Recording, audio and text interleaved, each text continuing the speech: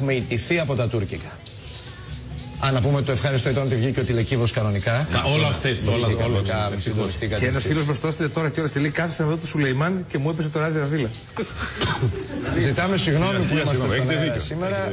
Ό,τι και να γίνεται, όσα τεχνικά προβλήματα και να υπάρχουν, ακόμα και να ανατιναχτεί το στούντιο, το κτίριο, οι εγκαταστάσεις, το αντένα, στον αέρα να ανατιναχτούν. Όχι, εμείς το αντένα. Το αντένα, ναι. Ο Σουλεϊμάν, ο μεγαλοπρεπής, ο οποίος γι' αυτό είναι και μεγαλοπρεπής εξάλλου τώρα, δηλαδή. Δεν είναι κανένα Σουλεϊμάν της σειράς, είναι έκδοση μεγαλοπρεπής. Special edition.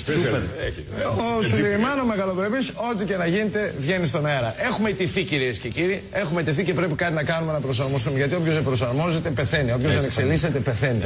Οπότε η πρώτη κίνηση που κάναμε είναι να αλλάξουμε το σήμα μας. Έχουμε προσαρμόσει το σήμα του Ράδιο Αρβίλα με τα καινούργια δεδομένα.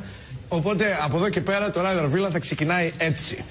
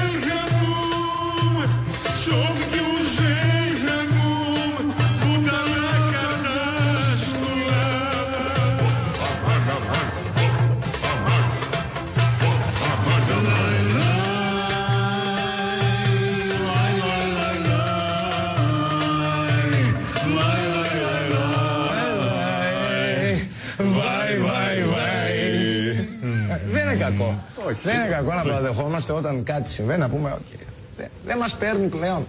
Είναι μεγαλοπρεπής. Τι είναι? Μεγαλοπρεπής. Ποιος? Ο Σουλεϊμάν.